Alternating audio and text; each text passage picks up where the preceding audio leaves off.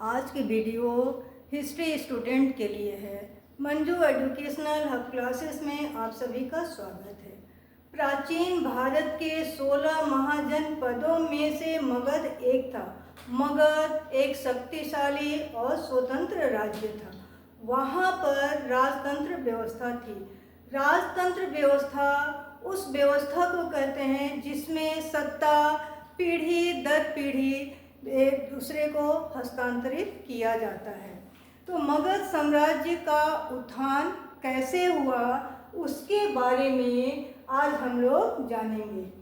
महाभारत तथा पुराणों के आधार पर मगध साम्राज्य का प्रारंभिक संस्थापक कौन था?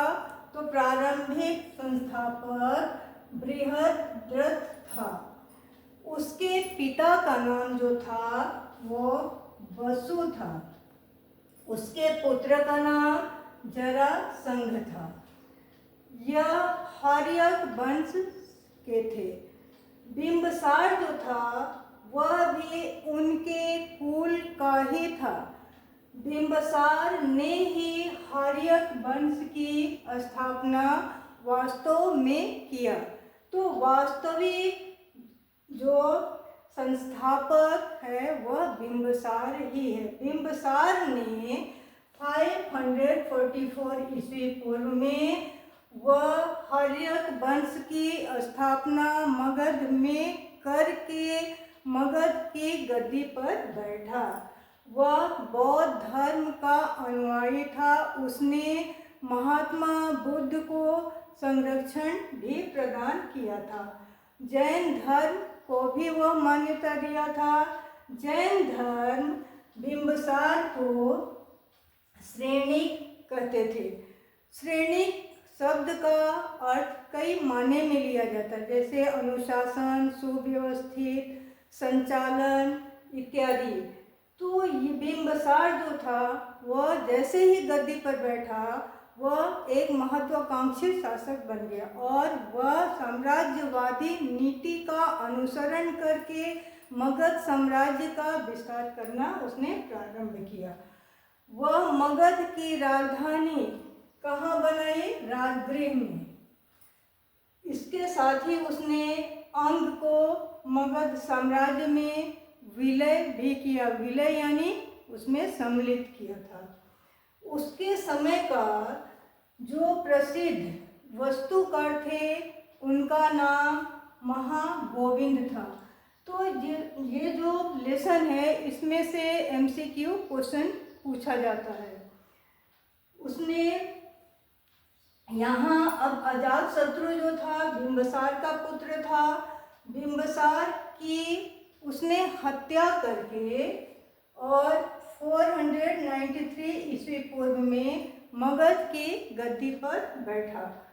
उसका उपनाम भी था।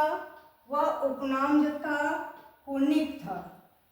वह जैन धर्म का अनुयायी था। वैशाली के साथ वह हमेशा युद्ध करता रहा। काशी लिच्छवी को वह अपने मगध साम्राज्य में मिलाया था।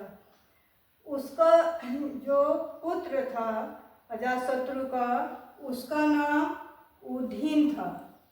उदीन ने भी गद्दी के लिए अपने पिता अजातशत्रु की हत्या करके 481 ईस्वी पूर्व में मगध की गद्दी पर आसीन हुआ। अपने शासनकाल में उसने जो महत्वपूर्ण कार्य किया था वह कार्य था सोन और गंगा के संगम पर उसने पाटलिपुत्र नगरी की स्थापना की थी।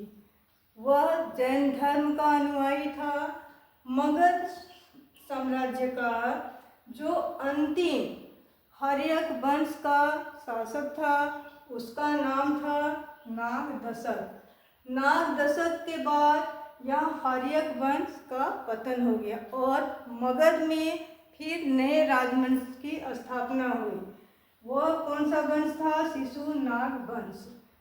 तो आज की वीडियो में हम लोग हर्यक वंश और मगध साम्राज्य के उत्थान में किन किन लोगों का योगदान था के बारे में जानकारी हासिल की है। वीडियो को आप लोग लाइक, शेयर, सब्सक्राइब करना नहीं भूलेंगे।